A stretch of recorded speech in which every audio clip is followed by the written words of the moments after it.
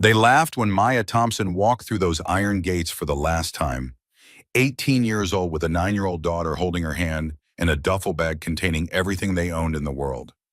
Marcus and Tyler leaned against the brick wall of the group home, their voices carrying across the parking lot like thrown stones.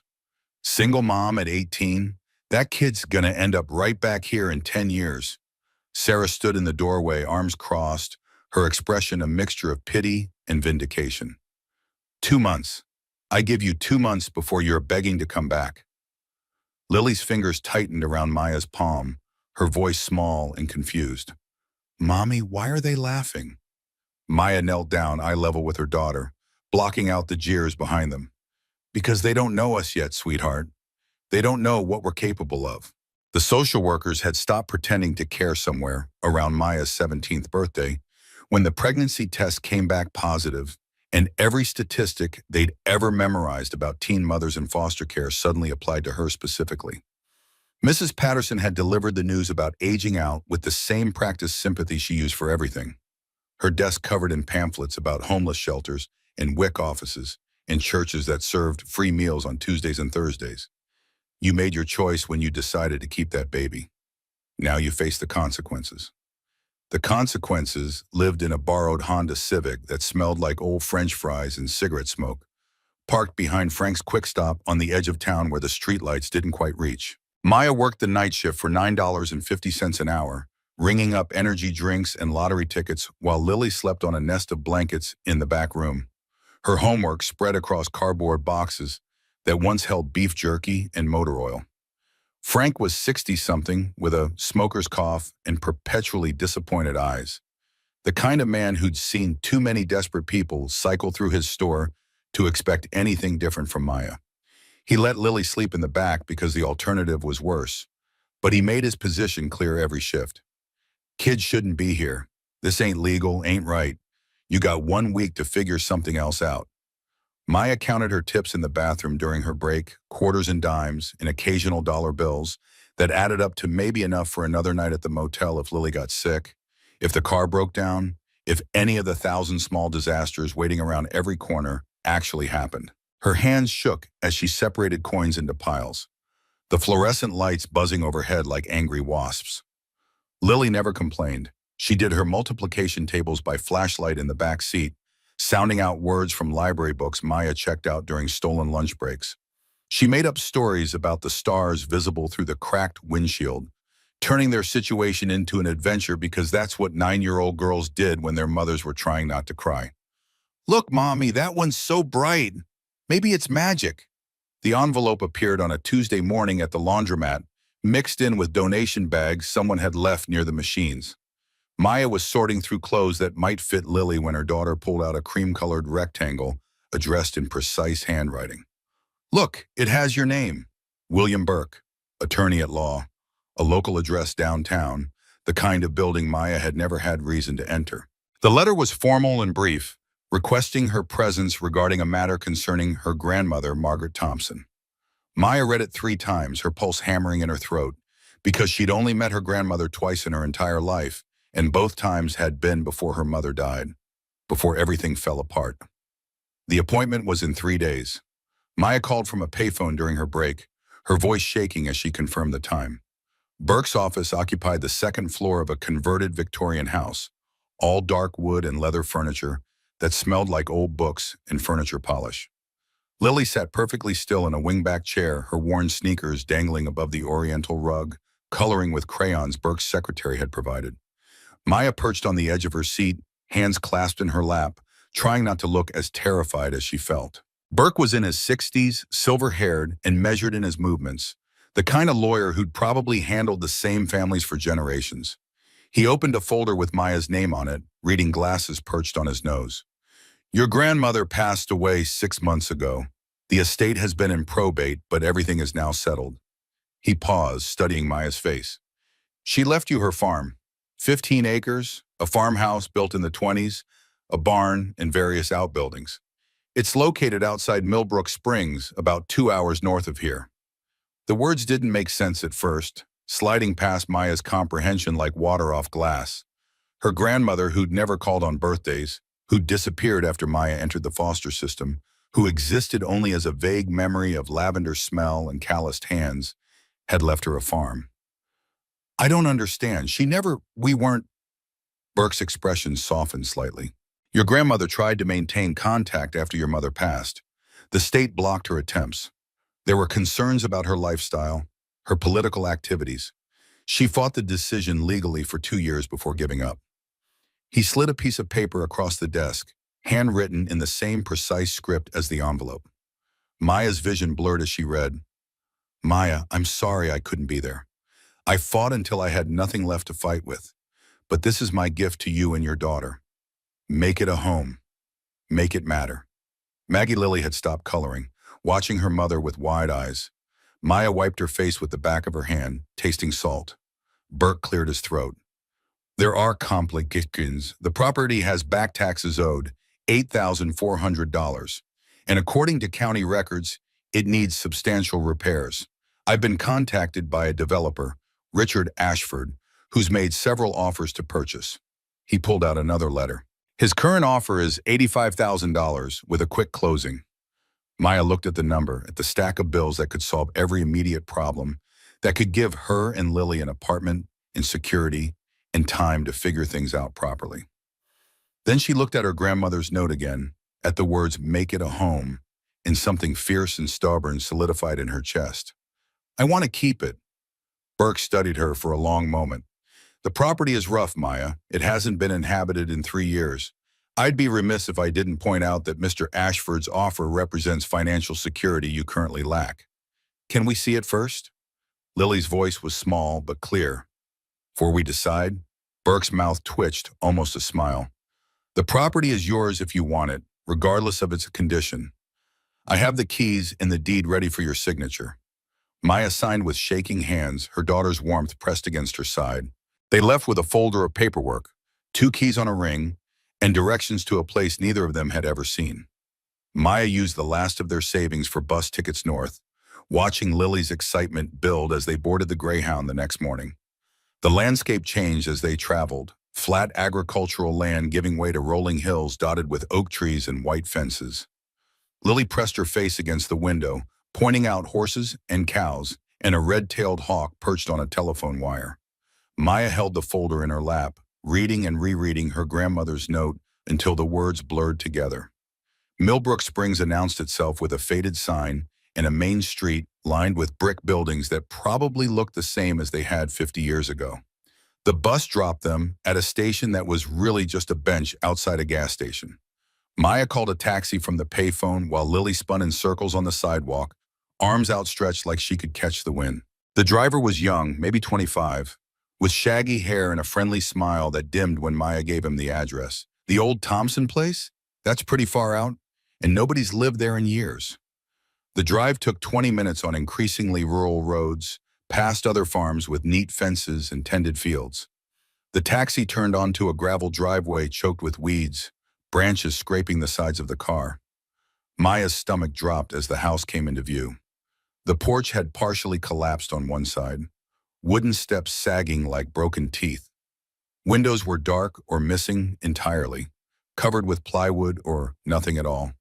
Paint peeled from every surface, exposing gray wood underneath. The yard was a jungle of overgrown grass and wild roses, beautiful and terrible at the same time. Beyond the house, a barn listed slightly to the left, its roof patched with mismatched materials. Lily was out of the taxi before it fully stopped, running toward the property with the fearlessness of a child who saw possibility instead of decay. Mommy, it's so big, and look at all the flowers. Maya paid the driver with precious bills, barely hearing his words about calling if they needed a ride back to town. She stood in the driveway with a duffel bag at her feet, staring at the house that was supposed to be her inheritance, her future, her grandmother's apology. It looked like something that should be condemned, not lived in. It looked like every bad decision Maya had ever made crystallized into sagging boards and broken glass. Lily had found a stick and was poking at the wildflowers growing in riotous tangles. Mommy, come see! There's purple ones and yellow ones and white ones that smell pretty. Maya forced her legs to move, following her daughter through grass that reached her knees. The front door hung crooked on its hinges, the lock broken or missing. Inside, the air smelled of mold and mouse droppings and decades of neglect. Wallpaper hung in strips. The kitchen counter was warped from water damage, cabinet doors missing or hanging open. A defunct refrigerator hummed with rust. No electricity, judging by the dead light switches. No running water from the taps that groaned when Maya turned them. The floors creaked alarmingly underfoot, several boards soft with rot. Upstairs, the bedrooms were tiny caves of dust and cobwebs, furniture covered with stained sheets. Lily had stopped in the kitchen, her earlier excitement dampened by the reality of their situation. She looked up at Maya with eyes too old for 9 years. Can we fix it? Maya wanted to lie, wanted to say everything would be fine, wanted to be the mother who had answers instead of more questions. Instead, she knelt down and pulled Lily close, breathing in the strawberry shampoo from their last shower at the gym 2 days ago. I don't know, baby, I honestly don't know. They explored together, hand in hand, documenting the disaster with every room. The bathroom had a toilet that wouldn't flush and a tub stained beyond recognition. The basement was flooded, water pooling in corners and dripping from ceiling joists. The barn was even worse, filled with rusted equipment and animal nests and spaces where the roof had simply given up and let the weather in. Lily found the tin box behind a loose board in the kitchen, prying it free with determined fingers, while Maya was checking the electrical panel in the hallway. Her daughter's shout brought Maya running, heart hammering with fear of injury or collapse, or any of 100 dangers this house represented. Look what I found. It was hidden in the wall. The tin was old, painted with faded flowers, the kind of container that once held cookies or fancy tea. Inside were photographs, yellowed and curling at the edges. A young woman in overalls standing next to an enormous pumpkin, grinning at the camera. The same woman, older with a little girl on her hip who had Maya's mother's smile. More photos documenting years of a life Maya had never known. A grandmother who grew things and fixed things and looked directly at the camera like she could see through time to the granddaughter, studying these frozen moments. Maya's throat closed up, tears burning hot and unexpected. Lily's small hand found hers, squeezing gently. Is that your mommy? The little girl? Yes. The word came out broken, raw. That's my mom, and that's great-grandma Maggie. They sat on the dirty kitchen floor as the afternoon light slanted through broken windows, looking at photographs of a life that might have included them if circumstances had been different. If the state had made different choices, if Maggie had been deemed acceptable despite whatever political activities or unconventional lifestyle had disqualified her from raising an orphaned granddaughter. Night fell and they had no lights, no heat, no way to cook food. Maya found the cleanest room upstairs, a small bedroom at the back of the house with intact windows and a floor that seemed solid. They spread out their sleeping bags, ate cold cereal from the box, and drank bottled water Maya had brought from town. Lily did her homework by flashlight while Maya stared at the ceiling, trying not to let her daughter hear her crying. It's like camping, Lily said softly, her voice determined to find the bright side. Like we're pioneers. Yeah, baby, just like pioneers. The next morning brought brilliant sunshine that made the decay look even worse in clear light. Maya was trying to figure out if any of the windows could be salvaged when a man's voice called from outside, startling her badly enough that she dropped the screwdriver she'd been holding. Hello? Anyone home? He stood in the overgrown driveway, 60-something, with white hair and weathered skin, wearing work boots and faded jeans. His expression was cautious but not unfriendly, taking in Maya's defensive posture and Lily peeking from behind her mother's legs. Robert Hayes, I live down the road about half a mile. He gestured vaguely east. Saw smoke from your chimney last night. Thought I'd check who'd moved in. You must be Maggie's granddaughter. Maya nodded, still wary. Maya, this is my daughter Lily. Maggie was a good woman and Robert's voice carried weight, the kind of respect earned over years. Independent as hell, stubborn about this place even when it made no sense. This property meant everything to her. He looked around, taking in the catastrophic state of disrepair. Lot of work here. You have experience with this kind of thing? None. Maya saw no point in lying. But I'll learn. Robert studied her for a long moment, his gaze moving from Maya to Lily and back again. Something in his expression shifted, softened slightly. I respected your grandmother, helped her with projects over the years when she'd allow it, which wasn't often. She valued her independence above just about everything. He paused. I'll show you the basics, water, electricity, structural issues, but you'll do the work yourself. I'm not running a charity, and Maggie wouldn't have wanted you dependent on anyone. Relief flooded through Maya so intensely she felt dizzy. Thank you. I'll pay you when I can. Don't want your money. Robert cut her off. Consider it a debt to Maggie. She helped more people in this town than they'll ever admit. He walked toward the house, his boots crunching on gravel. Let's start with the water pump. You're not going to get anywhere without running water. The pump house was a small shed near the back of the property, its door hanging by one hinge. Robert explained the mechanism while Lily watched with fascination, asking questions about how water moved through pipes and why pressure mattered. He answered her patiently, his gruff demeanor easing as he talked to the child. You're a smart kid. Pay attention. This is useful knowledge. He handed Maya a wrench, pointing to a specific connection. That's loose. Tighten it. Not too hard or you'll strip it. Maya's hands shook as she worked, terrified of breaking something they couldn't afford to replace. The wrench slipped twice before she got the angle right.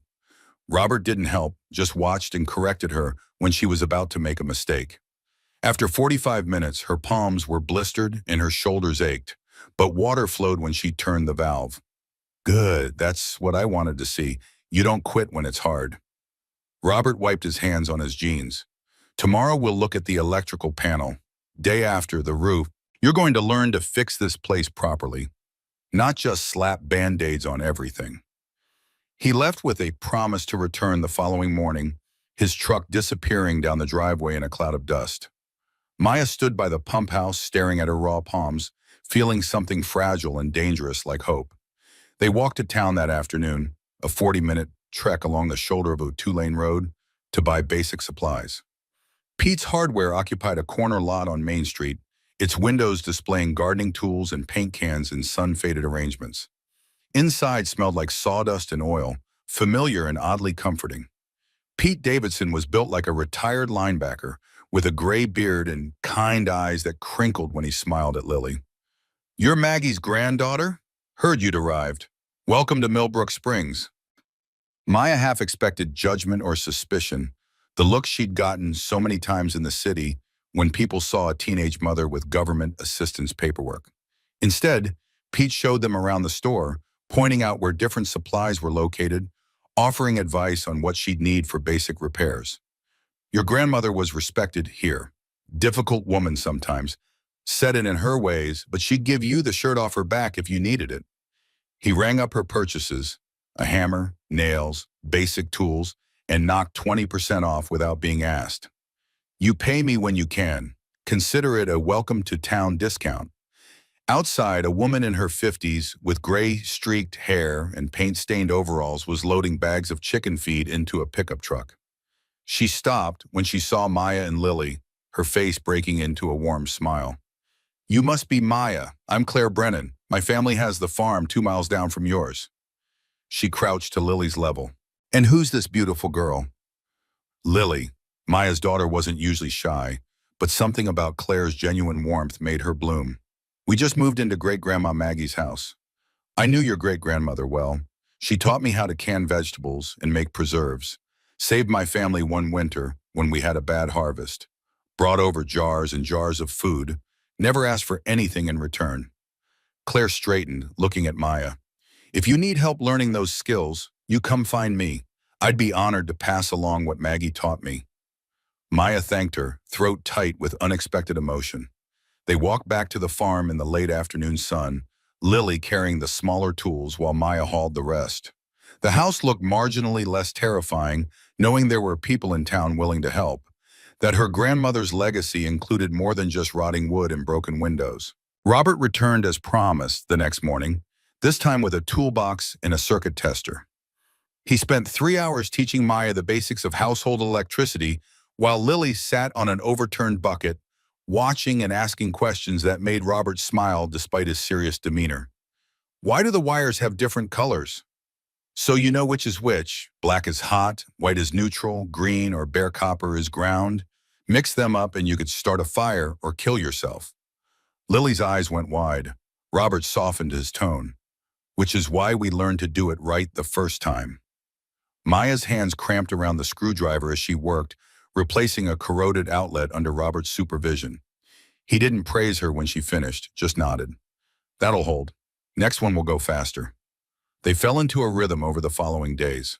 Robert would arrive mid-morning, teach Maya a new skill, supervise while she practiced, then leave in the early afternoon. Lily became his assistant, handing him tools and learning the names of things she'd never encountered before. Maya watched her daughter absorb information like a sponge, asking intelligent questions that made Robert's approval show in the set of his shoulders. You're a good kid, smart. Your mama's raising you right. The compliment hit Maya unexpectedly hard. Lily beamed, standing a little straighter. At night, after cold dinners and flashlighted homework sessions, Maya tucked her daughter into the sleeping bag and explored the house more thoroughly, looking for anything salvageable or valuable or useful. Most of what she found was junk: water-damaged furniture, moth-eaten curtains, boxes of moldering newspapers.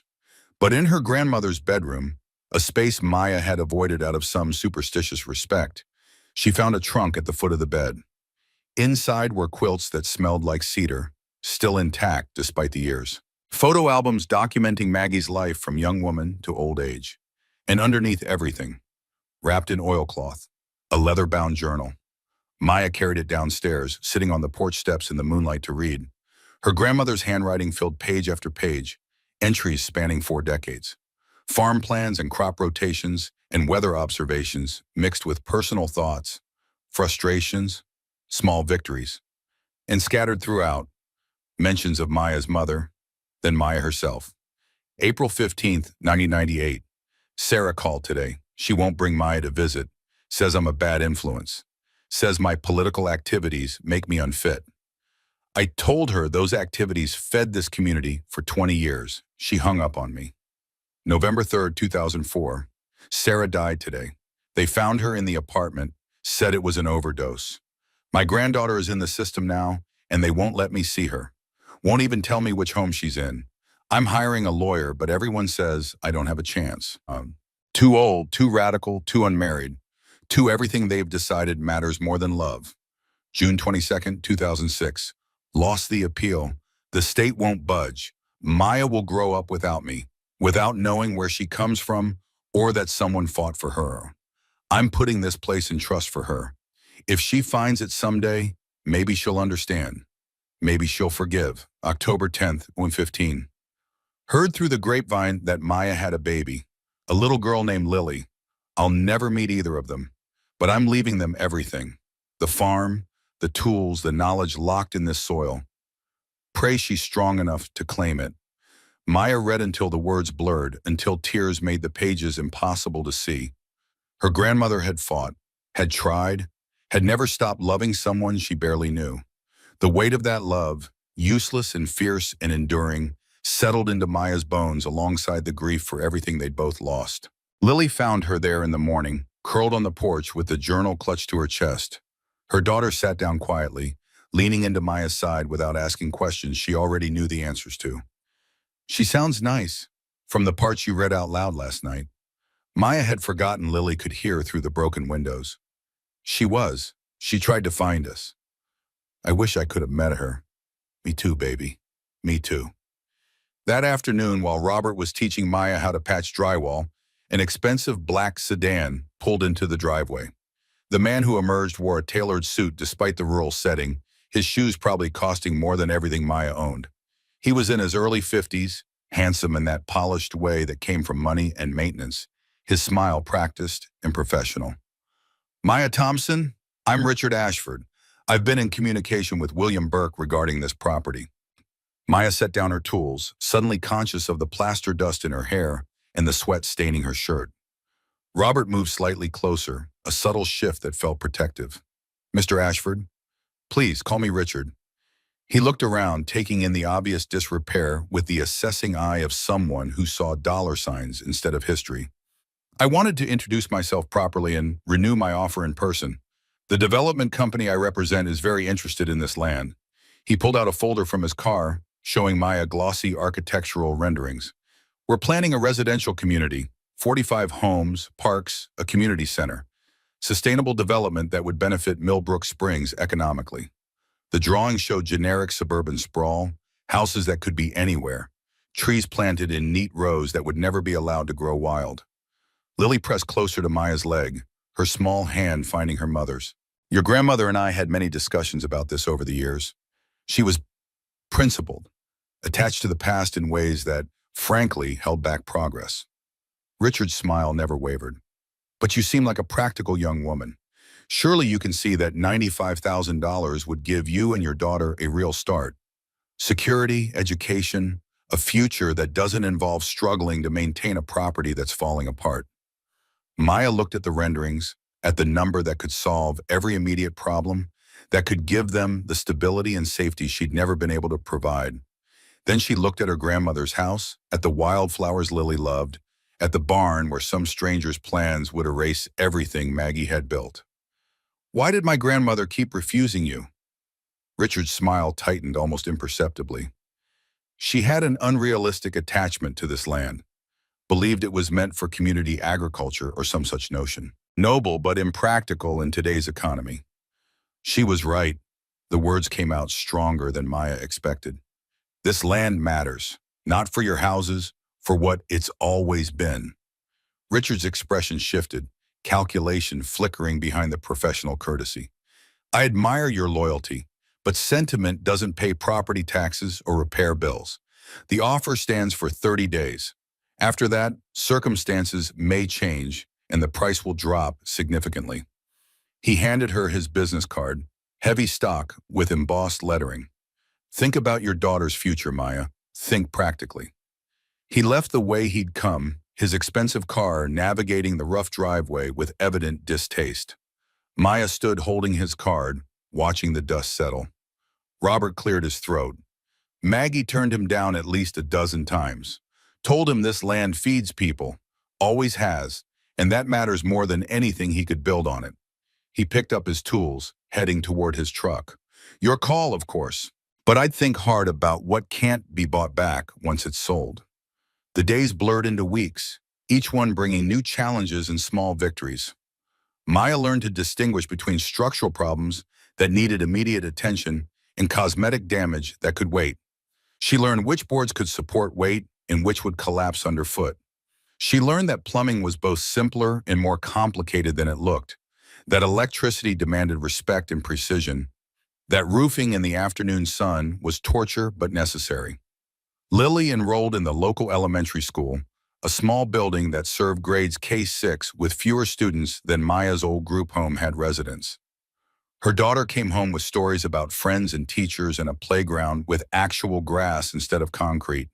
She did her homework at the kitchen table after Maya got the electricity working in 3 rooms, powered by a generator Robert loaned them. We're learning about families in history class. Can I use great-grandma Maggie's pictures? Mrs. Peterson says it's okay. Maya helped her organize the photos into a presentation. Lily's careful handwriting describing each image, explaining who Maggie was and what she'd done. When Lily brought home an A+ and praise from her teacher about the historical value of the materials, Maya felt pride so fierce it was almost painful. Marcus Webb, the contractor Claire had mentioned, stopped by on a Saturday morning with a truck full of materials.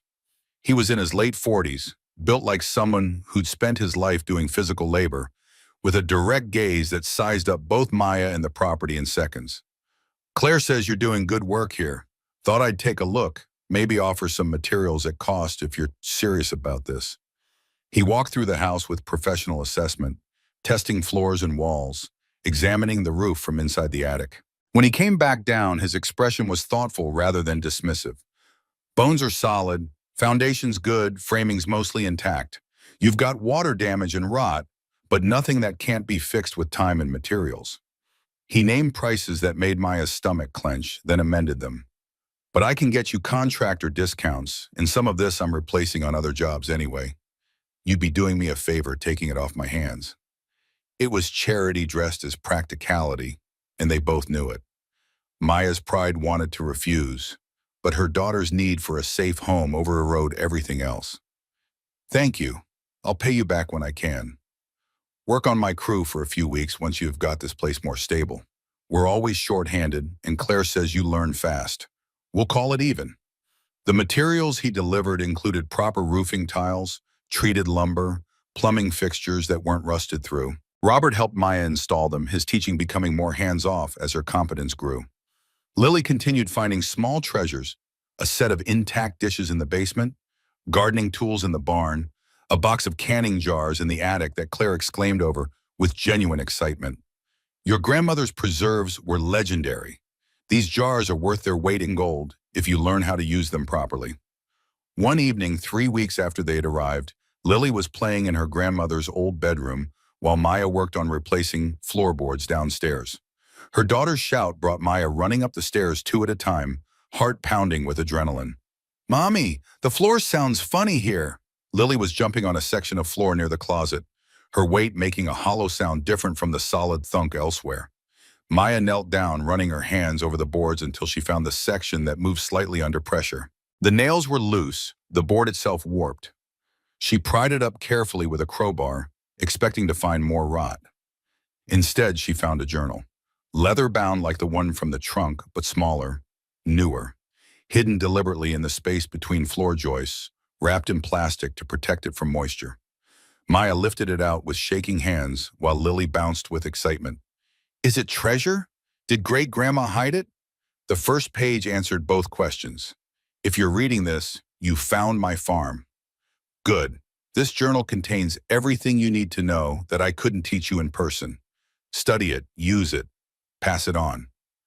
And the pages were filled with detailed farm plans, crop rotations mapped by season, diagrams of the property showing water sources and soil quality zones, instructions for building raised beds and cold frames and composting systems, lists of heritage seeds and where to obtain them, notes on companion planting and pest management. Years of accumulated knowledge documented in Maggie's precise handwriting, an inheritance more valuable than money.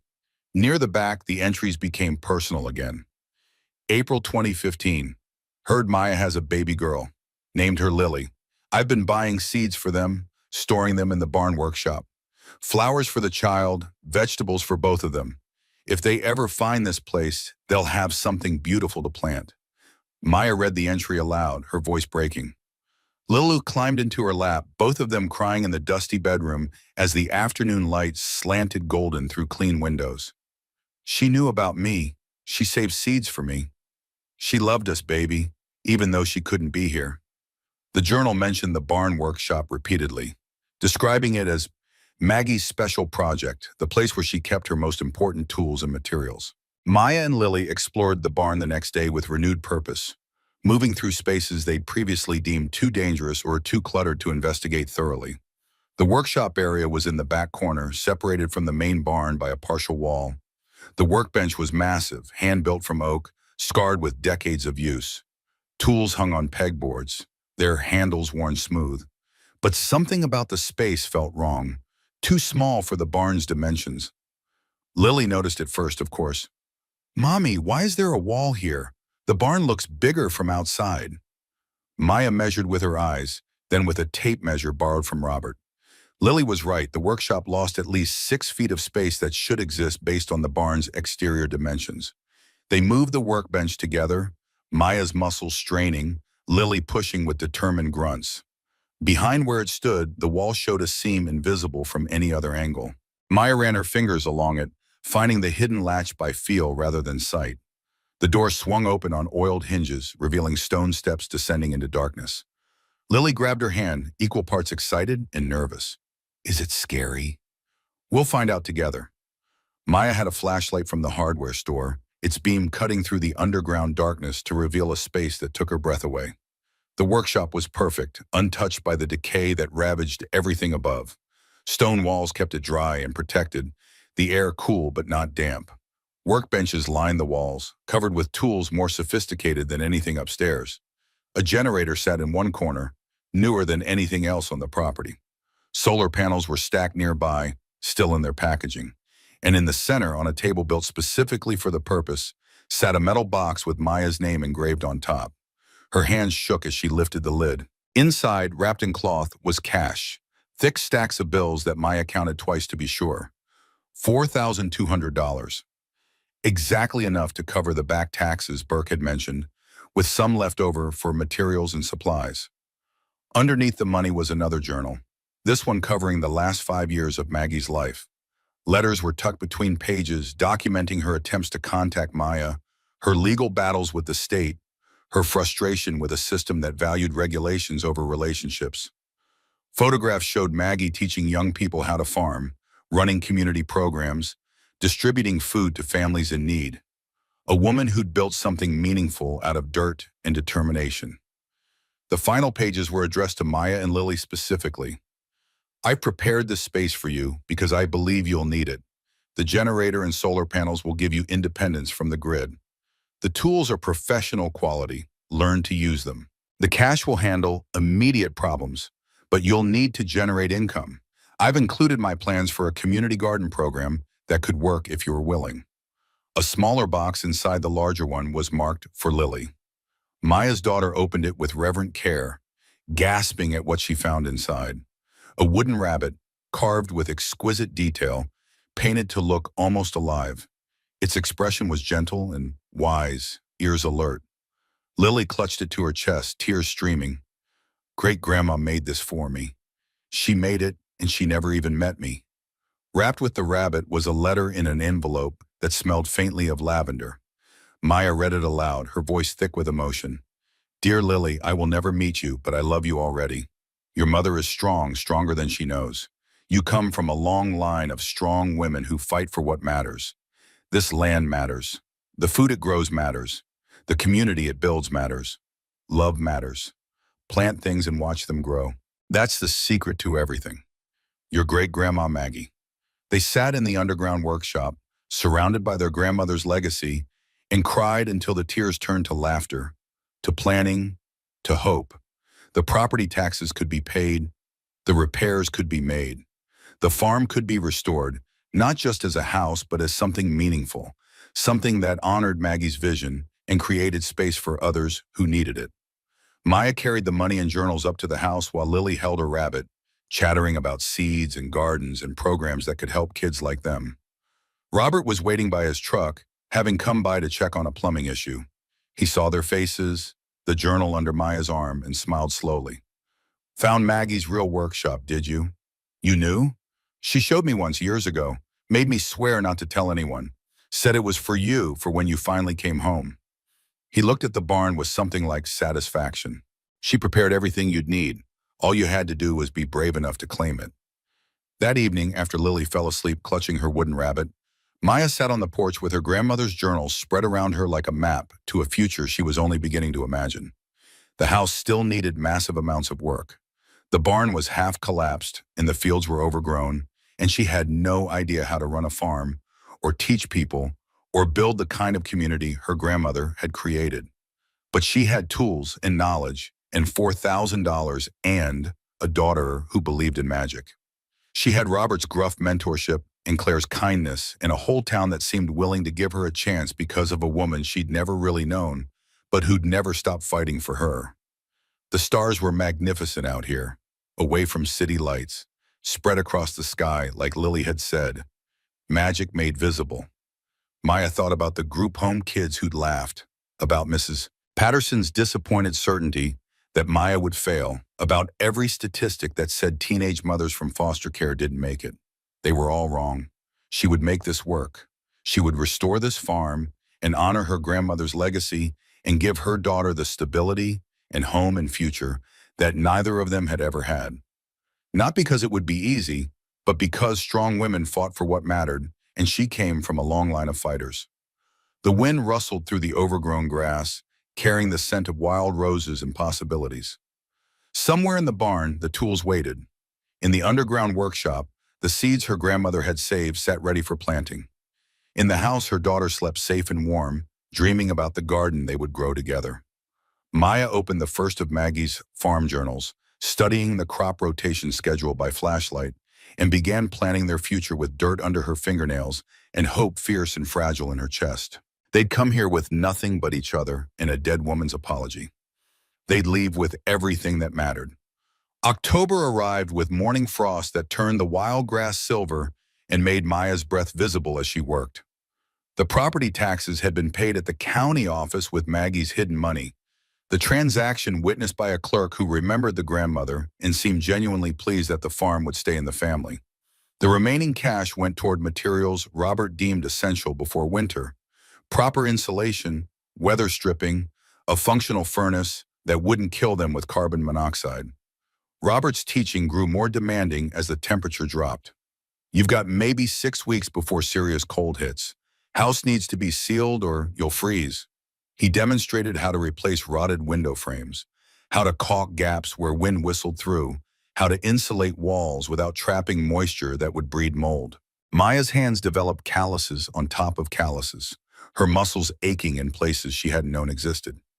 Lily helped where she could, holding boards steady while Maya nailed, passing tools with increasing accuracy, learning the difference between a Phillips head and a flathead screwdriver. She narrated their work like a documentary, her voice bright with enthusiasm. Now Mommy's installing the insulation. It's pink and fluffy, like cotton candy, but you can't eat it because it's made of fiberglass. The barn remained partially collapsed, too expensive and complicated to fix immediately, but the house itself transformed room by room into something approaching livable. Marcus delivered a used furnace from a renovation job, helping Maya install it despite her protest that she could figure it out herself. Winter doesn't wait for pride. You've got a kid. Accept the help. Ooh, the generator from Maggie's workshop powered their evenings now, giving them real light instead of flashlights, allowing Lily to do homework at a table instead of by flickering beam. Maya cooked on a camping stove until Robert showed her how to repair the kitchen's ancient gas line, walking her through each connection with the gravity of someone who'd seen what happened when shortcuts were taken. Claire appeared regularly with mason jars of vegetables she'd put up over the summer, teaching Maya the fundamentals of pressure canning and water bath methods, while Lily took careful notes in a spiral notebook. Your grandmother supplied half this town with preserves during lean times. She had a gift for knowing what people needed before they asked. The stories about Maggie accumulated like snow, each person who stopped by adding another layer to Maya's understanding of the woman who'd left them this place. Maggie had organized community planting days, taught teenagers how to raise chickens, fought the county over zoning that would have allowed industrial farming to contaminate the watershed. She'd been difficult and uncompromising and generous in ways that left people shaking their heads decades later. Never asked for credit, just did the work and moved on. Maya spent her evenings reading through the journals more thoroughly, discovering the scope of programs Maggie had run from this property. Youth agricultural training that had taught dozens of kids practical skills, a food distribution network that fed families during the recession, community garden plots that had existed where the wild grass now grew. Photographs documented people of all ages working the land together, their faces showing the satisfaction of physical work and shared purpose. The planning notes were detailed enough to resurrect. Crop schedules broken down by season, supply lists, curriculum outlines for teaching farming basics. Maggie had documented everything with the precision of someone who knew she might not be there to answer questions. The last entry was dated 3 weeks before her death. The land remembers even when people forget. Teach them to listen. Lily had adopted the phrase, repeating it while they worked in the yard, while she pressed her ear to the ground, pretending to hear what the soil had to say. The land says it wants flowers in the spring. The land says thank you for pulling the weeds. November brought the crisis Robert had warned about. Maya woke at 3 in the morning to the sound of water rushing somewhere it shouldn't be, the walls radiating cold that didn't match the thermostat reading. She found the burst pipe in the basement, water geysering from the split copper, already pooling an inch deep across the concrete floor. Her hands shook as she shut off the main valve, the flow stopping but the damage done. The emergency fund was nearly depleted. The hardware store wouldn't be open for hours. She sat on the basement stairs in her pajamas and coat, watching water drip from the ceiling joists, and felt the fragile structure of their new life threatening to collapse under the weight of one more problem she didn't know how to solve. Lily found her there at dawn, her small hand warm on Maya's shoulder. The water's broken? Yeah, baby, the water's broken. Can Robert fix it? Maya wanted to say they couldn't keep asking for help, that there had to be a limit to people's generosity, that dependence was dangerous, and she needed to figure these things out alone. But Lily's trust was absolute, and maybe that was its own kind of wisdom. Robert arrived within 30 minutes of Maya's call, took one look at the situation, and started making other calls himself. Pete showed up with new pipe and fittings. Marcus brought a pump to clear the standing water. Claire appeared with thermoses of coffee and sandwiches, organizing the chaos with the efficiency of someone who'd managed disasters before. By noon, the pipe was replaced and tested, the basement pumped dry, the crisis resolved through community effort that felt both humbling and necessary. Robert accepted no payment beyond the cost of materials. This is what neighbors do. Maggie helped more people than you can count. We're just returning the favor. After everyone left, Maya sat with Lily on the now functional furnace grate, letting the warm air blow over them. We're going to pay them back. Every single person who's helped us. Somehow. Great-grandma would say, we pay it forward instead of back. The child's wisdom struck Maya silent. Lily was right. Maggie's journals didn't document debts owed and collected. They documented help given and passed along, a network of reciprocity that sustained community across years. The farm wasn't meant to be theirs alone. It was meant to be shared, used, multiplied. Lily, enrolled at Millbrook Elementary, proved to be a better fit than either of them had hoped. Her teacher, Mrs. Peterson, was in her 40s with the kind of patient competence that put anxious children at ease. When she assigned a family history project in December, Lily threw herself into it with the intensity she brought to everything that mattered. Maya helped her organize materials across the kitchen table. Maggie's photographs, journal excerpts carefully transcribed, the carved rabbit serving as show-and-tell centerpiece. Lily's handwriting was getting better, her spelling more confident, her ability to synthesize information into narrative showing growth that made Maya's chest tight with pride. The presentation happened on a cold morning when Maya arranged coverage for her shifts with Marcus's crew to attend. She sat in the back of the classroom while Lily stood at the front with her poster board, speaking clearly about the great-grandmother she'd never met who fought for land and community and left behind seeds for flowers she'd never see bloom. She couldn't be with us when she was alive, but she's with us now through everything she built. Mrs. Peterson gave her an A+ in praise that brought color to Lily's cheeks. Other students asked questions about farming, about the house, about whether they could visit sometime. Lily invited them all with the generous assumption that of course people would want to see what they were building. On the drive home, Lily was incandescent. Can we really have kids come visit? Can we start the garden program like great-grandma did? Maya looked at her daughter's shining face and felt the future shift, expanding to include possibilities she'd been too focused on survival to imagine. Yeah, baby, I think we can. Winter deepened and the work continued, more weatherproofing and insulation and projects Robert deemed necessary for safety. Maya's competence grew measurable and real. She could diagnose problems now, plan solutions, execute repairs without constant supervision. Robert's approval came in fewer corrections, in the way he'd nod and move on to the next task without checking her work twice. Marcus offered her regular hours on his crew starting in spring, part-time work that would provide steady income without consuming all her time. You're reliable and you learn fast. That's worth paying for. The offer meant stability, meant she could keep the farm running and contribute to household expenses and start saving for Lily's future. It meant they'd made it through the first impossible months and come out the other side with foundations solid enough to build on. Richard Ashford returned in late February on a day when early thaw turned the driveway to mud. His expensive shoes were impractical for the conditions, his expression slightly pinched as he picked his way toward the house. Maya met him on the porch, deliberately not inviting him inside. I see you've made progress. He surveyed the property with the same assessing eye as before, noting the replaced windows and patched roof and general improvement. I'm authorized to increase our offer to $110,000. The development timeline has been moved up and we'd like to close by spring. Maya had known he'd return, had prepared for this moment in her mind during long nights reading Maggie's journals. The property isn't for sale, Mr. Ashford. Not for any price. His smile tightened, professionalism slipping slightly to reveal calculation underneath. You've done impressive work, but maintenance costs are ongoing. Taxes will come due again. What happens when the next pipe bursts or the roof needs replacing? You're working part-time construction and raising a child. How long before the strain breaks something?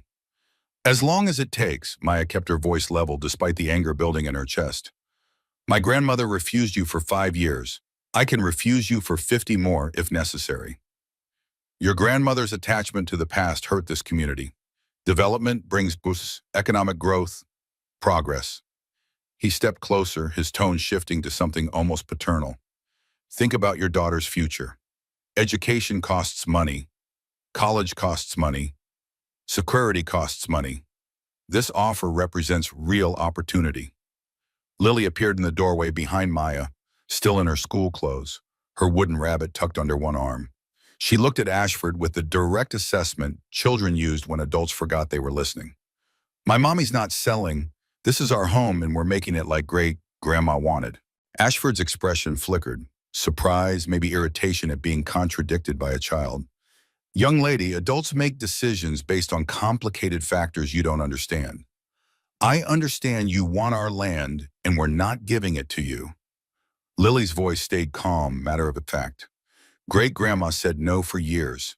We're saying no forever. Maya pulled her daughter close, pride mixing with protective fury at the way Ashford looked at them, like obstacles to be managed rather than people with legitimate claims to their own inheritance. You have your answer. Please don't come back. He left without the practiced courtesy of previous visits, his car spraying mud as it accelerated down the driveway. Robert, who'd been working in the barn and witnessed the exchange, walked over with approval clear on his weathered face. Maggie stood up to him the same way, called him a vulture in a suit, and told him the land would feed people long after his development turned to rust. He looked at Lily. You did good, kid. Don't let anyone tell you that knowing what matters is childish. March arrived with rain that turned the ground soft and ready. Maya stood in what had been Maggie's garden, now cleared of years of overgrowth, holding packets of seeds her grandmother had saved and labeled in careful handwriting. Heritage tomatoes and pole beans, squash varieties with names in languages Maya didn't speak, flowers that would bloom in colors Maggie had chosen years ago for a great-granddaughter she'd never meet. Lily knelt in the freshly tilled earth, her hands dark with soil, following the spacing instructions from Maggie's journal with serious concentration. Robert supervised, offering corrections when needed, but mostly watching them work with something like contentment on his face. Claire had provided seedlings started in her greenhouse, arriving with trays of tender plants and enthusiasm that matched Lily's. Your grandmother grew the best tomatoes in 3 counties. These are started from her original seeds. I've been saving them for 20 years hoping someone would use this garden again. They planted in rows marked with string and stakes, working until Maya's back ached and Lily's face was streaked with dirt and sweat. The sensory richness of the work, earth smell and bird song, and the particular satisfaction of placing seeds with intention felt like ceremony and healing combined. This land had waited for them. These seeds had waited for them. They were finally keeping Maggie's faith. The community garden plots would go in the south field where Maggie had run them before. 20 family-sized sections with shared tool sheds and composting areas. Claire had already spread word through town, generating interest from families who remembered the original program and wanted their children to experience something beyond screens and concrete. My daughter learned to grow food here when she was 10, best education she ever got. Lily planted her special flowers in a corner plot Maggie had designated specifically for my great-granddaughter, who will love beauty, varieties that would bloom in succession from spring through fall. She pressed each seed into the soil with reverent care, her lips moving in what might have been prayer or promise. I'm planting you now, and you're going to grow so beautiful. Great-grandma picked you special for me. That evening, hands washed but still smelling of earth, they stood on the porch watching the fields turn gold in the sunset. The house was warm behind them, the barn partially restored, the garden beginning its patient work of transformation. Maya felt something shift in her chest, some long-held tension finally releasing its grip. We're really doing this. We're making it work. Lily leaned into her side, comfortable and confident. Great-grandma knew we would. The knock came on a Wednesday afternoon in early April, unexpected and jarring. Maya opened the door to find a young woman standing there, backpack over her shoulder, dark circles under her eyes, her face showing the particular exhaustion of someone who'd traveled far on limited resources. Maya, it's Emily, Emily Martinez, from Hillcrest Group Home. Recognition hit delayed but certain. Emily had been 3 beds down from Maya's, quiet and studious, one of the few kids who'd said goodbye with genuine warmth when Maya left. They'd promised to stay in touch the way teenagers did, knowing the promises were fragile. What happened? Maya was already pulling her inside, reading disaster in every line of Emily's posture. Placement fell through, aunt in Colorado relapsed and they pulled me out. I aged out 3 weeks ago and I've been staying with friends, but that ran out and I didn't know where else. Her voice cracked, tears spilling over. I took 3 buses to get here. I'm sorry to just show up, but you're the only person you're staying. Maya made the decision with the same certainty she'd felt keeping the farm. However long you need, Lilu appeared from the kitchen, curious and welcoming. Who's this? This is Emily. She's my friend from when I lived in the group home. Emily, this is my daughter Lily. Emily managed a watery smile. Hi, Lily. I'm sorry I'm such a mess. That's okay. Mommy cries sometimes too. We have a spare room upstairs that Robert helped us fix. Do you like gardens? The casual acceptance in Lily's voice, the assumption that of course they had room, that of course they'd help, made Emily cry harder. Maya wrapped an arm around her shoulders, remembering what it felt like to be 17 with nowhere to go and no one to catch you. Robert arrived for afternoon work and assessed the situation with his characteristic directness. Another lost kid? She's not lost. She's here. Maya's tone allowed no argument. Robert nodded slowly, something shifting in his expression. Maggie took in more strays than I can count. Guess the tradition continues. He looked at Emily with the same evaluating gaze he'd given Maya months ago. You any good with your hands? I can learn. Emily's voice was small but determined. Then you'll help. Work earns your keep, but nobody's keeping score. They set Emily up in the 2nd bedroom, the one they'd finished in January with Robert's help. It had a real bed now, a dresser Maya had refinished, windows that actually closed. Emily stood in the doorway staring like she couldn't believe the space was hers. I can really stay? As long as you want. Maya remembered promising herself that if she ever had stability, she'd share it. That's what this place is for. People who need it. Over dinner, spaghetti and vegetables from Claire's stores, Emily's story emerged in fragments. The aunt who'd seemed stable enough to pass a background check but couldn't stay sober. The shelter in Denver where Emily had spent 2 weeks before calling in every favor she had. The desperate calculation that maybe, possibly, the girl who'd left the group home with a baby and impossible odds might have found something better. I saw the article about you in the local paper. Someone posted it online, about how you inherited a farm and were starting community programs. I thought maybe it was crazy, but I had to try. Lily showed Emily the wooden rabbit, told her about great-grandma Maggie and the seeds in the garden they were planting. Emily listened with the intensity of someone starving for hope, asking questions that showed she was actually hearing instead of just waiting to talk. Later, after Lily was asleep and Emily had showered and changed into borrowed clothes, she and Maya sat on the porch watching stars emerge. Emily's hands cupped a mug of tea, her shoulders finally relaxing from their defensive hunch. I'll get a job. Pull my weight. I'm not here to be charity. You're not charity. You're family. The word felt true in Maya's mouth, solid and earned. That's what Maggie believed. Family isn't just blood. It's who shows up, who stays, who fights for each other. Emily was quiet for a long moment. I want to help other kids like us, the ones nobody expects to make it. I've been thinking about social work, maybe getting into college somehow. We'll figure it out, all of it. Maya felt the future expanding again, making room for another person who needed space to grow. That's what we do here. The Community Garden Program launched on a Saturday in late April with 15 families registered and more on a waiting list. Claire had helped Maya organize supplies and schedules, creating structure around Maggie's vision. Pete donated tools at cost. Marcus provided lumber for raised beds his crew helped assemble. The town had mobilized around the project with enthusiasm that surprised Maya until she remembered these people had benefited from Maggie's programs decades ago. "We're just returning the favor." Lily appointed herself assistant coordinator, greeting families as they arrived, showing kids where their plots were located, explaining the rules she and Maya had developed from Maggie's notes. Emily worked alongside them, her natural competence with organization showing through her uncertainty. Robert taught the first workshop, basic soil preparation and amendment. He demonstrated with the patient thoroughness Maya recognized from her own education, answering questions from adults who'd never grown anything and children who wanted to know why earthworms didn't have eyes. Because they don't need them. They navigate by feel and chemical sense. Everything alive has what it needs for its purpose. Maya watched families mark their plots, children crouching to examine soil texture, parents reading seed packets with careful attention. This was what Maggie had built, not just gardens, but community, connection, the passing along of knowledge that mattered, the land teaching people who'd forgotten how to listen. Local media showed up to cover the event, a reporter from the county paper interviewing Maya about her plans. She tried to deflect attention to Maggie's legacy, to the community members who'd made this possible, but the story angle was clear.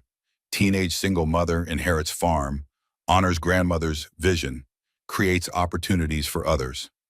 The article ran the following week with photographs of Lily and other children planting seeds, of Robert demonstrating proper technique, of families working side by side in spring sunshine.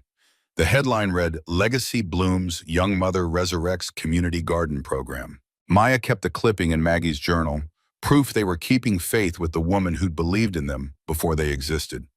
Summer arrived with heat that made the gardens explode into abundance.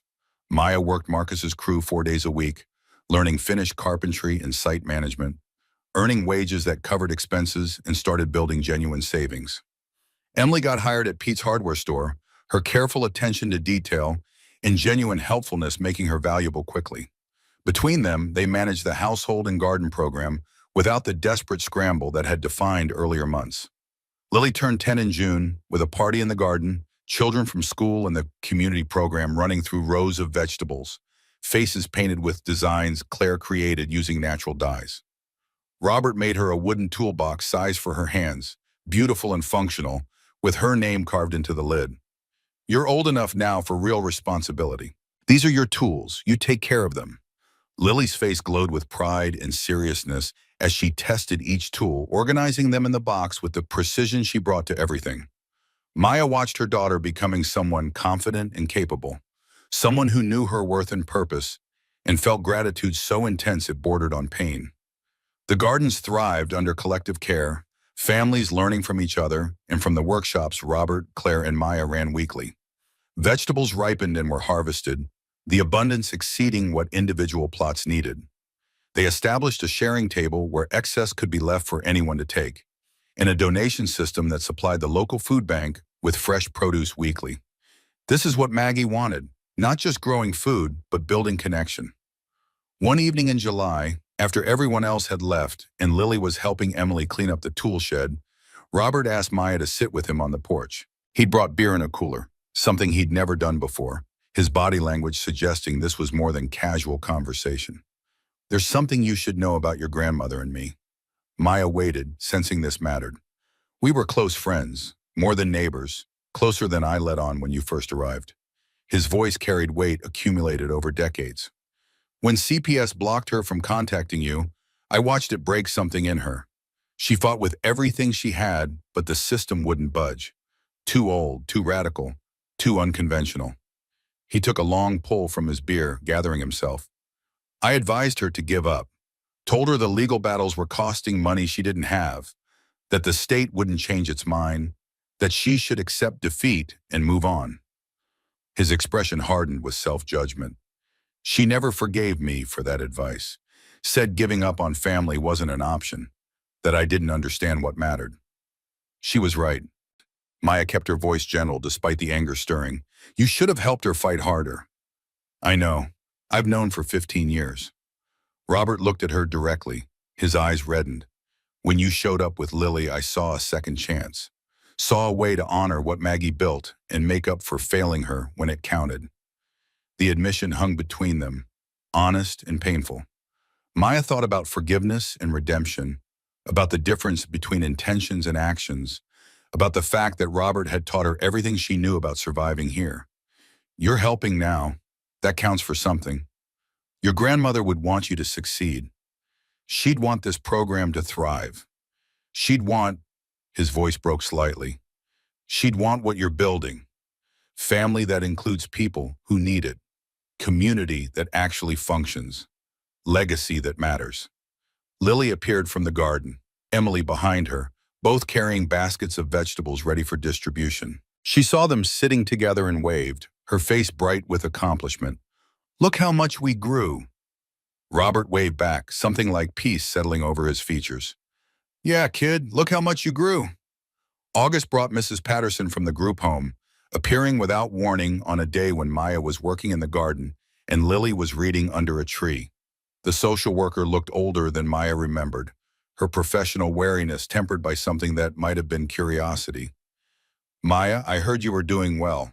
Wanted to see for myself. They walked the property together, Mrs. Patterson taking in the restored house, the thriving gardens, the evidence of stability and purpose. Lily joined them, polite but wary, remembering the system that had defined her mother's childhood. This is impressive. Mrs. Patterson's assessment was genuine. When you left, most of us thought that I'd fail, that we'd end up homeless or worse. Maya kept her voice level. I remember the statistics you showed me about teenage mothers from foster care. I'm sorry for that, for doubting you. The apology seemed to cost her something. But you've proven us wrong, dramatically, effectively wrong. They stood on the porch looking out at the community garden, families visible in their plots, children learning skills that would serve them for life. Emily emerged from the house with lemonade, comfortable and confident in ways that erased the desperate girl from April. Mrs. Patterson noticed. Emily Martinez? From Hillcrest? I live here now. Emily's voice was calm, proud. Maya took me in when my placement collapsed. Of course she did. Something like resignation and approval mixed in Mrs. Patterson's expression. She turned to Maya. Would you be willing to speak to our current residents, the older teens, particularly the young mothers, show them that success is possible? Maya wanted to refuse, wanted to keep their hard-won peace separate from the system that had failed her so thoroughly. But Lily's small hand found hers, squeezing gently. Great-grandma helped people who needed it. We should too. The child's wisdom settled the question. I'll come speak. If it helps one kid believe they can make it, it's worth it. Mrs. Patterson left with contact information and visible emotion, her professional mask slipping to reveal something genuine. After she drove away, Emily sat on the steps looking thoughtful. You really think we can help them? The kids still in the system? I think we show them what's possible. The rest is up to them. Maya looked at the farm, at everything they'd built from inheritance and effort and community support. But knowing it's possible matters. Somebody needs to tell them the statistics aren't destiny. September brought harvest abundance and planning for winter, the cycle repeating but different now. Maya had a year of experience and saved resources. Robert's teaching solidified into competence, connections throughout the community that felt genuine rather than desperate. Emily had enrolled in community college part-time, studying psychology and education while working at the hardware store. Lily prepared for 5th grade with confidence born from accomplishment and belonging. They canned vegetables with Claire's supervision, filling the basement shelves with jars that glowed like jewels in the dimness, tomatoes and pickles and jams made from fruit trees that had survived neglect and bloomed again under care. The act of preserving food felt like honoring Maggie's legacy in the most literal way possible, taking the land's abundance and transforming it into security against coming scarcity. This is what survived the Depression, the recessions, all the hard times. Communities that knew how to store what they grew. The community garden program had waiting lists now for next spring, families from surrounding towns hearing about what Millbrook Springs had resurrected. Maya planned expansion into additional fields, more workshops, possibly even paid positions to help manage the growing scope. The farm wasn't just surviving anymore. It was becoming what Maggie had envisioned, a hub for education and connection and practical knowledge that actually mattered. Robert helped Maya install the solar panels from Maggie's workshop, giving them independence from the grid and reducing costs that had seemed insurmountable months ago. The generator stayed as backup, but sunshine powered their lights and refrigerator and well pump now, free and infinite as long as the equipment lasted. Your grandmother was ahead of her time. She knew dependence was vulnerability. On a cool evening near the end of the month, Maya sat on the porch with Lily and Emily, watching the gardens settle into autumn. The wooden rabbit rested on the railing, its painted eyes reflecting the sunset. Emily was reading a textbook, Lily was journaling about the harvest in careful handwriting, and Maya was planning next year's crop rotations using Maggie's notes as foundation. The farm had become home in ways that transcended shelter. It had become purpose and community and legacy, a place that fed bodies and souls and futures. They'd arrived with nothing but each other and a dead woman's apology. They'd built something that honored every person who'd helped, every lesson learned, every seed planted with intention. Tomorrow they'd work the gardens again, prepare for workshops, continue the patient daily maintenance that kept everything functioning. But tonight, in the golden light of September sunset, Maya let herself simply be grateful for the inheritance that had saved them and the community that had made salvation possible. Family wasn't just blood, it was who showed up, who stayed, who fought for what mattered. They were building that family one person at a time, one garden plot at a time, one season of growth at a time. Maggie would have been proud. Maya was learning to be proud too. October arrived with the kind of clarity that follows abundance, the harvest complete and stored, the gardens transitioning into dormancy. Maya stood in the empty fields with clipboard and Maggie's journals, planning expansion for the following spring. The county agricultural extension had requested a formal meeting to discuss program recognition and potential funding, a legitimization that felt both validating and slightly terrifying. Emily drove them to the county office on a Tuesday morning, her confidence behind the wheel still new enough to make Maya nervous, but competent enough to trust. Lily sat in the back reviewing a presentation they'd prepared together. Photographs documenting the program's growth, testimonials from participating families, yield data that proved the gardens produced real food security benefits. The extension director was a woman in her 50s named Dr. Sarah Chen, with an academic background in sustainable agriculture and practical experience running similar programs in other counties. She reviewed their materials with the careful attention of someone actually interested rather than performing bureaucratic courtesy. This is impressive work. You've resurrected a program the county should never have let die in the first place. She set down the folder, looking at Maya directly. Margaret Thompson fought us for years to get official support. We made excuses about budget constraints and liability concerns. Watching her granddaughter succeed where we failed her is both gratifying and humbling. The admission carried weight beyond words, acknowledgement of systemic failure that had cost Maggie years of unsupported labor. Maya felt anger stir, but kept her voice measured. My grandmother built something that mattered despite institutional indifference. We're continuing her work with or without official blessing, which is why I'm recommending formal partnership and funding. Dr. Chen pulled out grant paperwork already partially completed, $5,000 annually for educational programming, with potential for increase based on participation metrics. County endorsement that will help with insurance and liability protection. An official designation as a community resource, which carries benefits for property tax assessment. The offer was substantial, the kind of institutional support Maggie had been denied, but that Maya's success had made impossible to ignore. Emily caught her eye, a slight nod indicating this was legitimate and valuable. Lily bounced slightly in her chair, excitement barely contained. What are the strings? Maya had learned that free money always came with conditions. Quarterly reporting on participation and outcomes. Annual safety inspections, adherence to county agricultural guidelines, which your grandmother's records show you're already exceeding. Dr. Chen smiled slightly, and willingness to share your model with other communities interested in replication. We'd like to use your program as a template.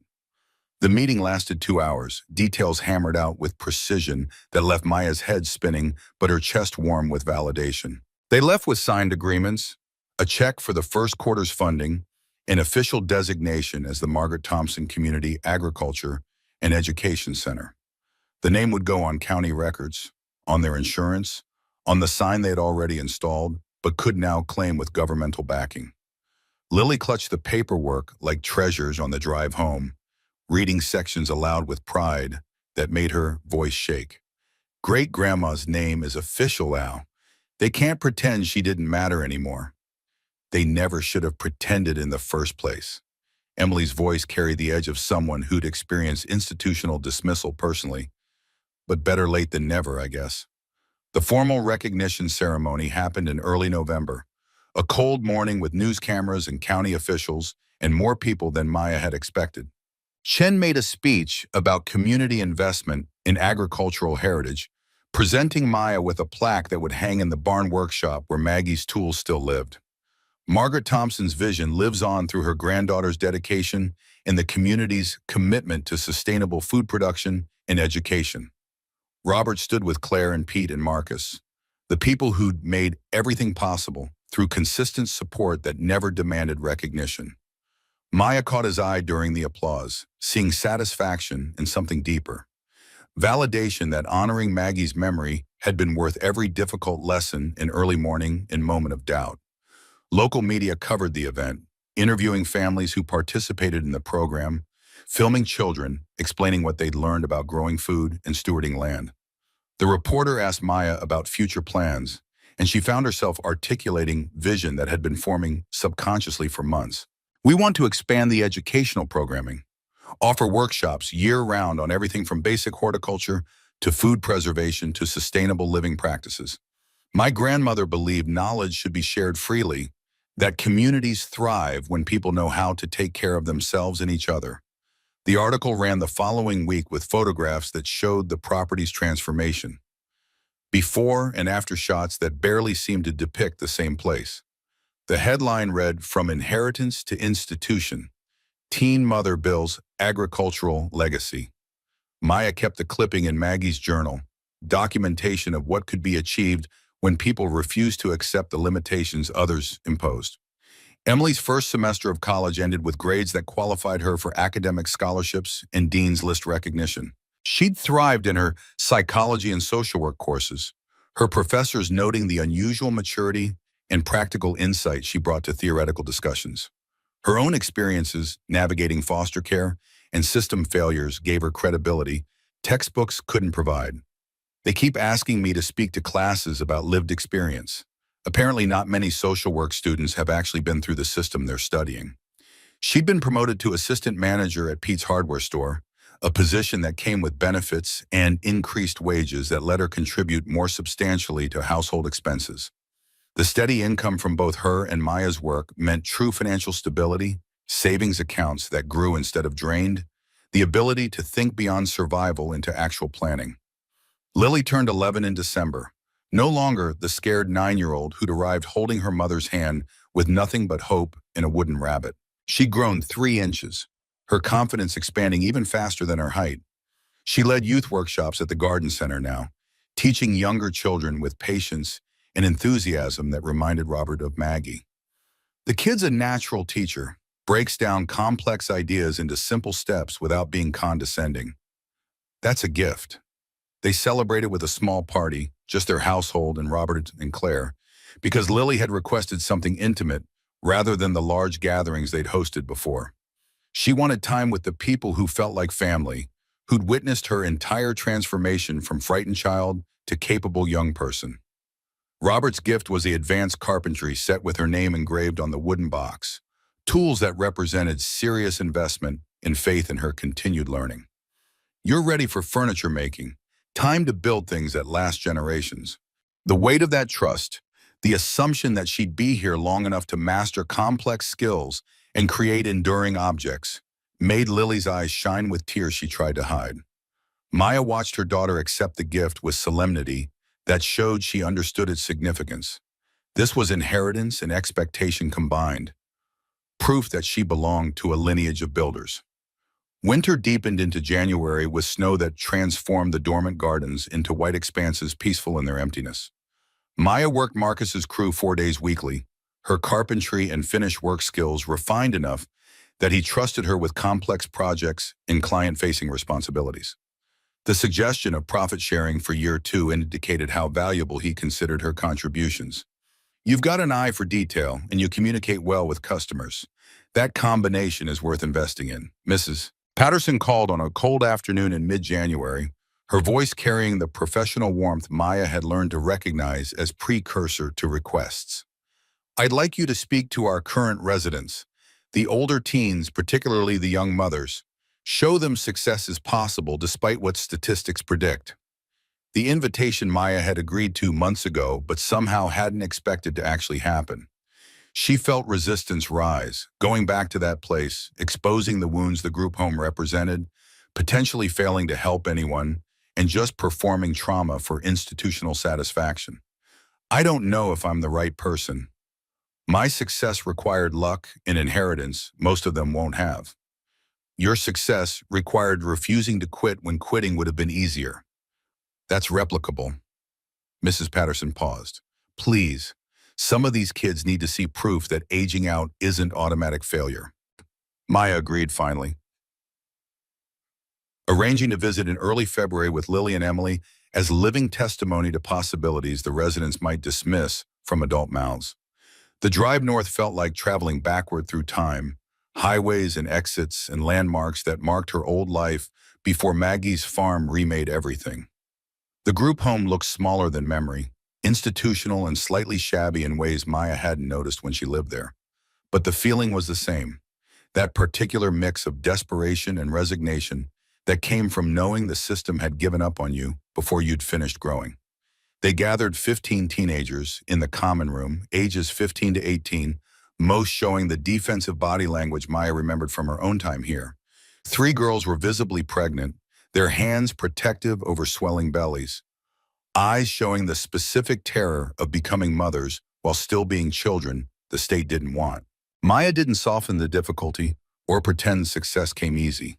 She talked about living in a car with a 9-year-old, about working overnight shifts for minimum wage, about the terror of not knowing where safety would come from. She talked about the unexpected inheritance and the choice to fight for something uncertain rather than take guaranteed money. The house had holes in the roof and no running water. I stood there holding my daughter's hand, trying to decide if we could actually survive this. Selling would have been so much simpler. Lily took over with the directness of someone who'd lived through chaos but found stability, showing photographs on her tablet, house before and after, gardens taking shape, community programs growing from nothing. Her voice carried conviction only lived experience could provide, none of the rehearsed quality that made institutional presentations ring hollow. My mom taught me that fighting for what matters is always worth it, even when everything's falling apart around you, even when you're terrified, especially then. Emily spoke last, her story most recent and therefore most relevant to teenagers watching with carefully maintained skepticism. She described the placement that collapsed, the buses north to find Maya, the certainty she'd be rejected because why would anyone choose to help her? The system trains you to expect rejection and failure, but you don't have to accept that training as truth. You get to fight for something different, something better. Questions emerged slowly as defensive walls cracked. The pregnant girls had asked about childcare and money and balancing survival with motherhood. The boys asked about work and housing and whether anyone actually cared once you aged out with nothing. Maya answered everything honestly, neither minimizing challenges nor pretending success was impossible. You'll need help. You'll have to accept help when people offer it. Pride is expensive, and sometimes you can't afford the cost. A girl approached afterward, 16, pregnant, intelligent eyes trapped behind fear. Her name was Jessica, and her baby was due in September, and her plan extended no further than hoping foster placement after birth wouldn't be terrible. Is there? Her voice dropped to whisper, shame and hope warring. Do you have room for one more? I know that's asking a lot, but I can't. Maya saw herself 3 years earlier in this girl's face, saw every teenager the system failed by categorizing rather than supporting. She looked at Emily, who nodded immediately, and Lily, who smiled with uncomplicated welcome. What's your name? Jessica Reyes. Jessica, we have room. When your baby comes, when you're ready, you contact me. Maya pulled out a card with their information, pressing it into trembling hands. We're not charity and we're not saviors. We're family who makes space for people who need it. The card was clutched like a lifeline, tears streaming down Jessica's face. Other residents noticed the exchange, some envious, others calculating whether they might qualify for similar rescue. Maya met their gazes steadily, unwilling to make promises she couldn't keep, but refusing to deny possibility existed. Mrs. Patterson walked them out afterward, her professional composure slipping.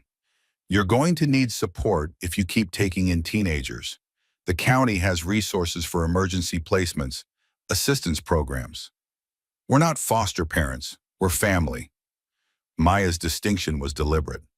Family doesn't need county permission to take care of its own. March brought planning meetings for Year 2 expansion, the program now too large for informal management. They hired Claire's daughter, Linda, part-time as education coordinator, paying her through county grant funds to develop curriculum and organize workshops. Marcus donated materials for 20 additional raised beds. Pete committed to sponsoring tool sets for new families. The waiting list stretched past their capacity to accommodate, requiring difficult decisions about participation and fair access. Maya consulted Maggie's journals for guidance, finding notes about maintaining manageable scale even when demand exceeded supply. Growth for its own sake destroys the intimacy that makes these programs work. Better to serve fewer families well than many families poorly. They capped registration at 80 family plots with clear criteria for selection, mix of experienced and new gardeners, economic diversity, commitment to participating in educational programming. The structure felt more institutional than Maya liked, but necessary for sustainability. We're building something that needs to outlast us, that requires systems and procedures, not just good intentions. Emily's wisdom came from her social work studies, understanding that programs needed framework to survive beyond founder enthusiasm. She'd been reading about nonprofit management and community organizing, thinking ahead to structures that could sustain what they'd built. Eventually, we should consider formal nonprofit status. It would open funding opportunities and provide legal protection. The suggestion felt like simultaneously growing up and losing something precious, the informal family quality that had defined their work. But growth demanded evolution, and refusing to adapt would doom the program to collapse when circumstances inevitably changed. April arrived with planning for gardens and programs and the life changes coming with Jessica's approaching due date. She'd been calling regularly through spring, her voice growing simultaneously more anxious and more hopeful as September neared. Maya had visited twice, bringing Lily to meet the girl who'd soon join their household, establishing connection before crisis forced proximity. Jessica was quiet but intelligent, her pregnancy visible now, her hands never quite leaving her belly's protective curve. She asked careful questions about logistics and expectations, clearly terrified of becoming burden rather than family. I can work. I'm good at organization and I learn fast. I don't want to just take without contributing. You'll contribute by being part of our family. That's work enough. Maya recognized the need to prove value, the foster care conditioning that nothing came without cost. But we all help with everything. Gardens, house, programs. That's how this works. Spring Gardens went in under bright skies, 80 families working their plots with enthusiasm that validated every difficult decision about expansion and structure. Lily led youth workshops with increasing confidence.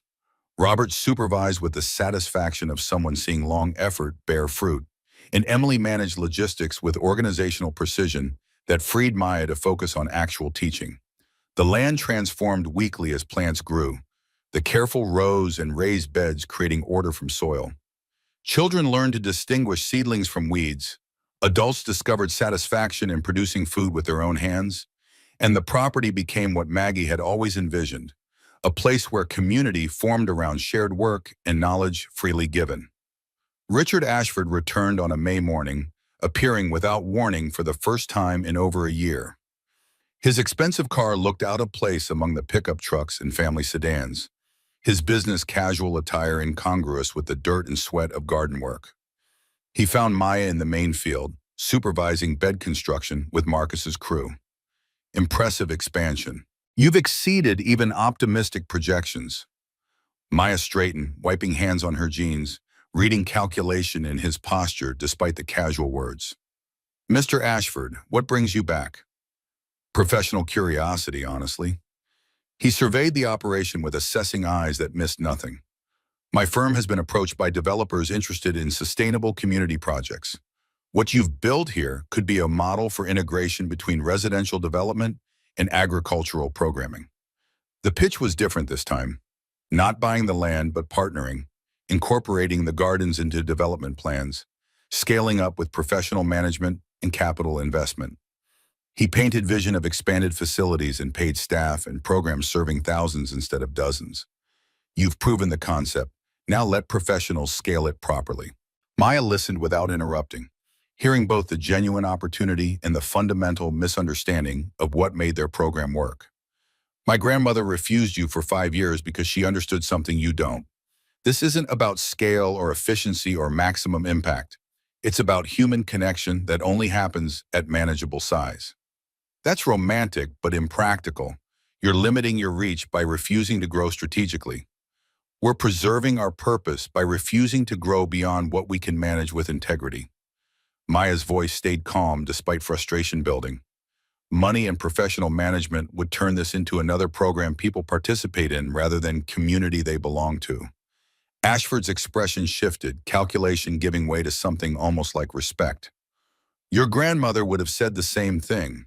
She turned down partnership opportunities that could have expanded her reach because she understood that some things lose their value when you try to maximize them. Maya held his gaze steadily. Thank you for the interest, but we're not looking for partners or investors. We're family doing work that matters. That's enough. He left without argument this time, his departure feeling more like acknowledgement than defeat. Robert had witnessed the exchange from the barn, walking over after the car disappeared down the driveway. Maggie had that same conversation probably 10 times, never wavered, never doubted she was making the right call. He smiled slightly. You sound exactly like her when you talk about integrity versus scale. It's eerie. Is that a compliment? Highest one I can give. Jessica's baby arrived in early September during a late summer storm. A tiny girl named Sophia with her mother's dark eyes and fierce grip. Jessica called from the hospital 3 hours after birth, voice shaking with exhaustion and wonder and barely suppressed panic. She's here. She's perfect. I don't know what I'm doing. Nobody does it first. We'll figure it out together. Maya arranged immediate travel, bringing Emily and Lily to meet the newest member of their expanding family. Get some rest. We'll be there by evening. The hospital room was small and overheated, Jessica looking impossibly young in the bed with Sophia wrapped tight in hospital blankets. She cried when they entered, relief and fear mixed together. I thought maybe you'd changed your mind, that the offer was just being nice but not real. We don't make offers we don't mean. Maya took Sophia carefully, the weight and warmth of newborn life simultaneously familiar and new. Welcome home, little one. They brought Jessica and Sophia back to the farm 2 days later, settling them in the third bedroom that had been prepared for months. The household expanded to 5. Maya, Lily, Emily, Jessica, and tiny Sophia, whose presence changed everything's energy. It was louder and more chaotic and occasionally overwhelming, but it was family in ways that transcended blood or legal documentation. Robert helped convert part of the barn into proper childcare space for Sophia and any future children the farm collected. He built it with the same precision he brought to everything, creating space that was safe and beautiful and designed for decades of use. Maggie would have loved this, all of it, the gardens and programs and you collecting strays like she did. He set down his hammer, looking at Maya directly. She'd be proud of what you've built. Not just the programs, but the family, the way you make space for people who need it. The validation from someone who'd known Maggie best, who'd failed her, and then redeemed himself through teaching her granddaughter, meant more than any official recognition or county funding. This was legacy honored in the way that actually mattered. Continuing work that valued people over profit and community over efficiency. October brought full circle completion as they celebrated the farm's second harvest season. 2 full years since Maya had arrived with Lily and nothing but desperate hope. The transformation was visible in every direction. property restored and thriving, programs established and growing, household full of people building lives they'd been told were impossible. On a cool evening near month's end, the entire household gathered on the porch. Maya and Lily and Emily and Jessica, with Sophia sleeping in her arms, and Robert, who'd become grandfather to them all. They watched the gardens prepare for winter dormancy, the fields they'd planted, intended, now ready for rest. Lily had grown into 12, her confidence and competence expanding beyond anything Maya had imagined possible. Emily was thriving in college and work, her plan to become social worker who actually helped kids solidifying into viable career path. Jessica was learning motherhood with the support Maya never had, her fear gradually transforming into capability. Think we'll keep doing this? Taking in people who need family? Lily's question wasn't challenging, just curious about future trajectory. Maya looked at each person on the porch, seeing testimony to what became possible when someone made space and refused to quit. I think we'll keep building what Maggie started. Space for people who need it, programs that matter, community that actually functions. Great-grandma knew what she was doing when she left you this place. Robert's certainty was absolute. She saw something worth believing in before you existed. You've proven her right. Sophia fussed and Jessica adjusted her hold, the small sounds of new life mixing with evening quiet. Emily highlighted something in a textbook, preparing for exams. Lily wrote in her journal, documenting their story for whoever came after.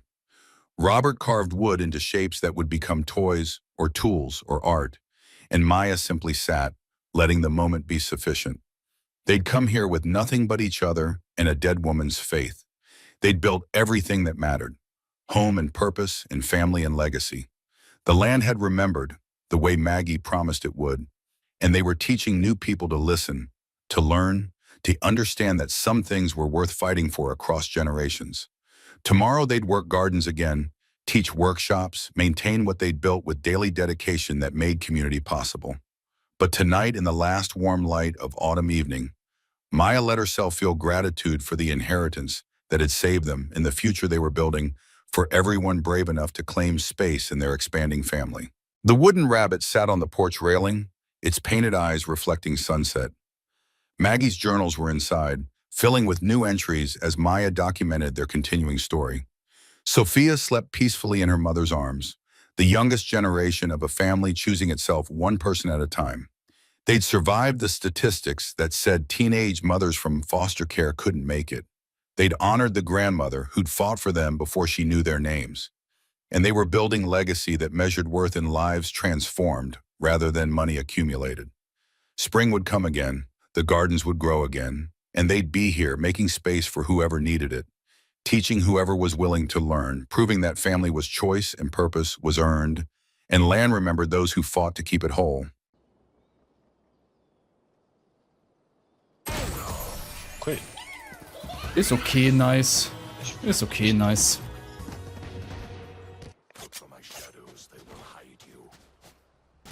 Wie sieht's denn aus am B-Spot? Wollen wir da einfach explodieren? Ich habe gerade eben jetzt 2 Runden. Ich glaube, B wäre jetzt sehr, sehr obvious. Weil wir haben gerade A richtig auf die Fresse bekommen. Also entweder müssen wir B anfaken und dann aber A gehen. Ja, lass mal, ich mach meine Wall auf A. Mitte fühle ich überhaupt nicht. Nee, lass mal nicht, gehen wir nicht Mitte. Nur von Windows. Drum mal B oder so. Von, du hast mich. Mit oben haben die keinen Mist. Haben wieder Sova-Dart. Bitte lurken. Ja, wir müssen mehr Stress machen auf der Map, Freunde. Jetzt sind wir wieder alle hier. Einfach kurz die Presence bauen, dann gehen wir. Das ist ja kein Problem. Nix Jiggle Doors. Ich bang mal hier durch. Ist hier. Oben sehe ich mal wieder. Halt dich. Okay. Jetzt will ich leise gehen. Ich will leise Richtung B, kurz B gehen. Kann auch schon gepusht sein. Ja, Hä? ja. Was ist das? Also Mitte ist noch irgendwo jemand. Ich habe noch jemanden gefunden. Der Tor bei uns im Main. Ah,